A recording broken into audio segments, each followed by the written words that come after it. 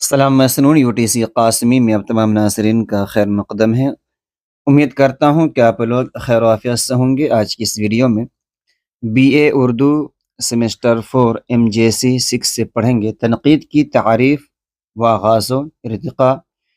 آئیے ناظرین، اگر آپ لوگ میرے چینل پر پہلی مرتبہ تشریف لا رہے ہیں تو چینل کو سبسکرائب کر دیں، بیل آئیکن کے نوٹیفیکیشن کو پریس کر دیں تاکہ ہر آنے والی ویڈیو آپ تک صحیح سلامت پہنچ سکے۔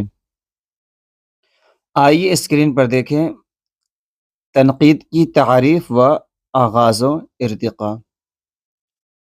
اس ویڈیو میں ہم جانیں گے تنقید کی تعریف کیا ہے، تنقید کسے کہتے ہیں، اس کے لغوی معنی کیا ہے، اور اصطلاحی معنی میں تنقید کسے کہا جاتا ہے۔ تو سب سے پہلے یہ جان لے کہ تنقید جو ہے یہ نقد سے مشتق ہے، جس کے لغوی معنی ہے کھڑے کھوٹے کے درمیان فرق کرنا۔ کھڑے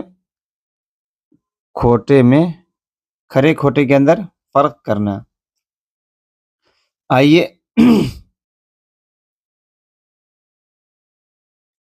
آئیے دیکھیں تنقید کی تعریف۔ ادب میں تنقید ایک ایسا عمل ہے جس کے ذریعے ہم کسی شاعر، ادیب یا فنکار کے کاموں کی خوبی اور خامیوں کو سمجھنے کی کوشش کرتے ہیں۔ یعنی جب کوئی فن پارہ آتا ہے تو اس فن پارے کے اندر کیا خوبی ہے اور کیا خامی ہے اس کو سمجھنے کی کوشش ایک ناقد کرتا ہے۔ اردو ادب میں پرانی صدیوں تک باقاعدہ تنقید کا وجود نہیں تھا، البتہ شعراء ایک دوسرے کے کلام پر رائے دیتے تھے۔ بعد میں تنقید ایک مستقل فن کی صورت میں سامنے آئی۔ آگے دیکھیے تنقید کا مقصد۔ تنقید کا مقصد صرف عیب نکالنا نہیں ہے بلکہ اچھائیوں کو اجاگر کرنا اور ادب کو بہتر بنانا ہے۔ ناقد کا کام یہ بتاتا ہے کہ کسی تخلیق میں کیا خوبیاں ہیں اور کیا کمی رہ گئی ہے تاکہ آئندہ بہتری ہو سکے۔ ایسا نہیں ہے کہ ایک ناقد صرف کسی فن پارے کے اندر خرابی ہی نکالے، کمیاں نکالے، بلکہ اس کے خرابی کے ساتھ ساتھ اس کے اندر جو اچھائی ہے اس پر بھی نشاندہی کرے۔ تنقید کا مفہوم۔ لفظ تنقید کے معنی ہے کسی چیز کو پرکھنا، اس کی حقیقت جانچنا۔ جیسے سونا کو تپش میں ڈال کر دیکھا جاتا ہے کہ وہ خالص ہے یا نہیں، ویسے ہی تنقید ادب کی تخلیقات کو پرکھنے کا عمل ہے۔ تنقید ادب کی رہنمائی کرتا ہے اور قاری کے ذوق کو کیا ہے نکھارتی ہے۔ تنقید کی اہمیت۔ آئیے ناظرین، تنقید کا مطلب ہے کسی چیز کو غور سے دیکھ کر یہ بتانا کہ اس میں کیا اچھا ہے اور کیا بہتر ہو سکتا ہے۔ انسان اپنی زندگی میں ہر وقت سوچتا ہے کہ کیا صحیح ہے اور کیا غلط۔ یہی سوچ آگے چل کر تنقید بن جاتی ہے۔ تنقید ہمیں غلطیوں سے بچاتی ہے اور صحیح راستے کی طرف لے جاتی ہے۔ ادب میں تنقید اس لیے ضروری ہے کہ شاعر یا مصنف کی بات کو صحیح طرح سے سمجھا جا سکے۔ تنقید صرف نقص یعنی کمی نکالنے کا نام نہیں ہے بلکہ اچھائیوں کو پہچاننے اور غلطیوں کی اصلاح کا نام ہے۔ اگر تنقید نہ ہو تو لوگ صحیح اور غلط میں فرق نہیں کر پاتے اور ادب بھی آگے نہیں بڑھتا۔ ناظرین، ویڈیو کیسی لگ رہی ہے؟ ویڈیو پسند آ رہی ویڈیو کو لائک کریں، کامنٹ کریں، اپنے دوست احباب کو شیئر کریں۔ آئیے آگے دیکھیں تنقید فن کو بہتر بنانے میں مدد کرتی ہے۔ ایک اچھا ناقد فن پارے کو انصاف کے ساتھ دیکھتا ہے اور بتاتا ہے کہ اس میں کیا خوبیاں ہیں اور کہاں کمی رہ گئی ہے۔ اس طرح تخلیق کار کو بھی سمجھ آتی ہے کہ اسے کیا بہتر کرنا چاہیے۔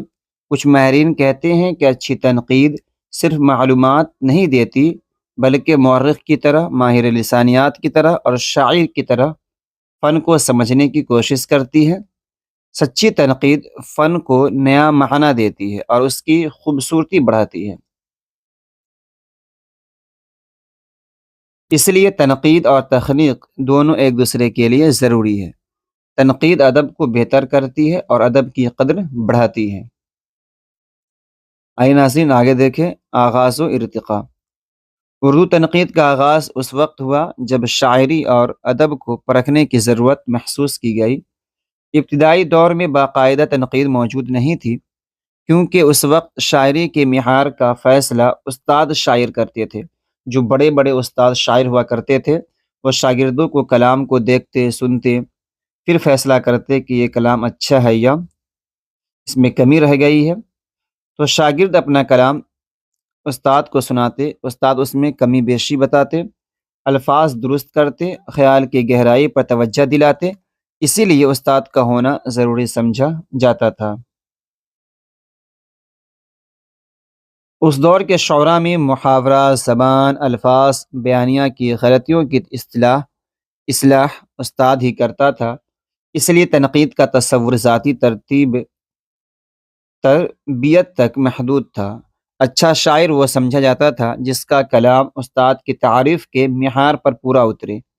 اگر کسی شاعر کی اصلاح کرنے والا کوئی نہ ہوتا تو اس کی شاعری میں خامیاں باقی رہ جاتی اور اسے کمال تک پہنچنا مشکل ہوتا۔ بعد میں جب شعراء کی تعداد بڑھی، زبان میں وسعت آئی، فارسی کے اثرات گھٹنے لگے اور شاعری کی محفل عام ہوئی، تو یہ ضرورت محسوس ہوئی کہ شاعروں کے کلام کو کسی اصول کے تحت پرکھا جائے۔ اسی ضرورت سے تنقید نے باقاعدہ شکل اختیار کرنا شروع کی۔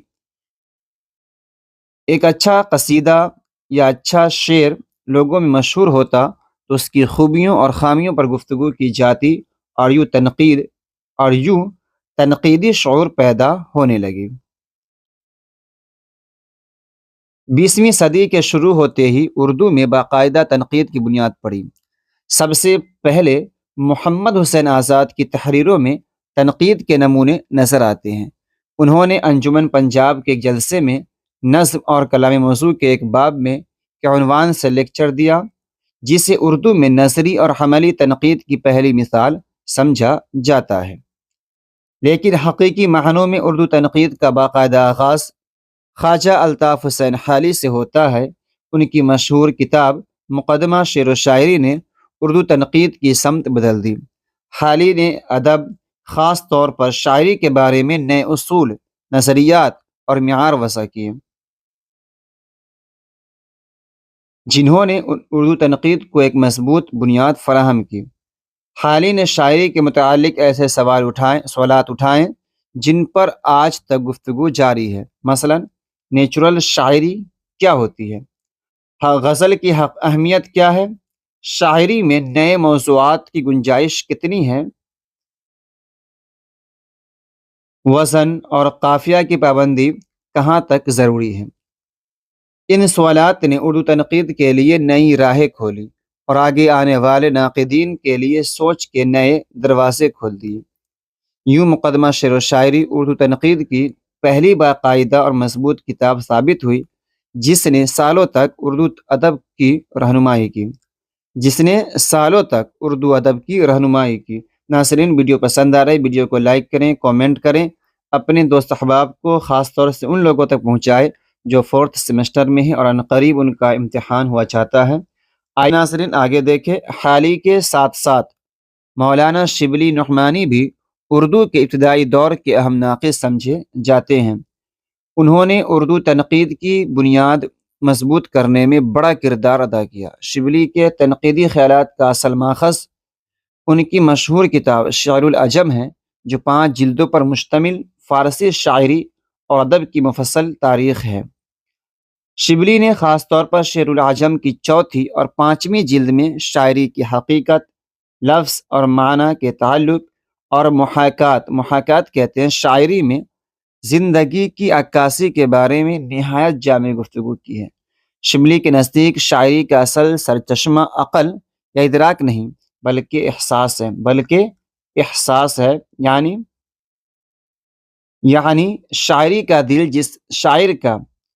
یعنی شاعر کا دل جس بات کو محسوس کرے اسی سے اچھی شاعری جنم لیتی ہے۔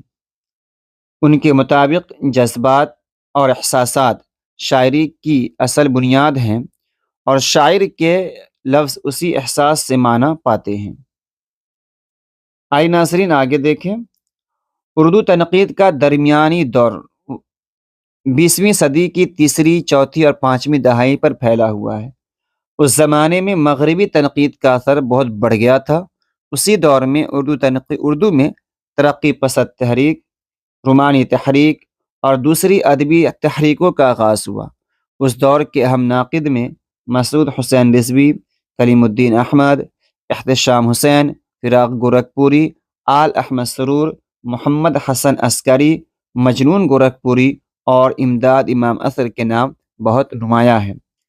ان ناقدوں نے اردو تنقید کو مضبوط بنیاد دی، اسے نئے موضوعات اور نئے نظریات سے مالا مال کیا۔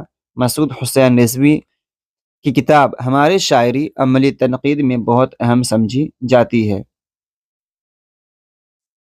اس میں شعر کی نوعیت، خوبیوں اور لفظ و معنی کے تعلق پر صاف اور مضبوط رائے پیش کی گئی۔ آئی ناظرین آگے دیکھیں، کلیم الدین احمد نے اردو شاعری کو مغربی اصولوں کے معیار پر جانچنے کی کوشش کی۔ اس وجہ سے بعض لوگوں نے ان کی رائے کو سخت یا اختلافی سمجھا، کیونکہ انہوں نے اردو ادب کے کئی حصوں کو کمزور کہا۔ دوسرے ناقدوں نے بھی اپنے اپنے خیالات کے ذریعے اردو تنقید کو نئی سمتیں دیں اور اس کے دامن کو وسیع کیا۔ اردو تنقید کا جدید دور 20ویں صدی کی چھٹی دہائی سے شروع ہوتا ہے۔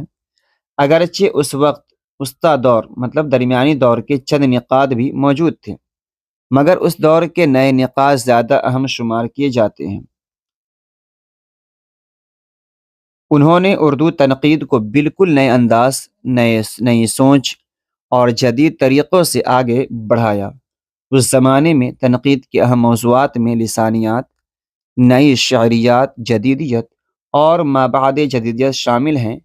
اس دور کی تنقید پر فلسفہ، سماجیات، سائنس اور بشریات جیسے مختلف علوم کا گہرا اثر ہے۔ اس لیے اسے بین العلوم مطلب کئی علوم کا مجموعہ، مزاج کا دور بھی کہا جاتا ہے۔ اس دور کے بڑے اور نمایاں نقادوں میں ڈاکٹر وزیر آغا، شمس الرحمن فاروقی، گوپی چند نارنگ، اور یہ نام کچھ غلط ہو گیا ہے، جیسے نام خاص طور پر اہم ہیں۔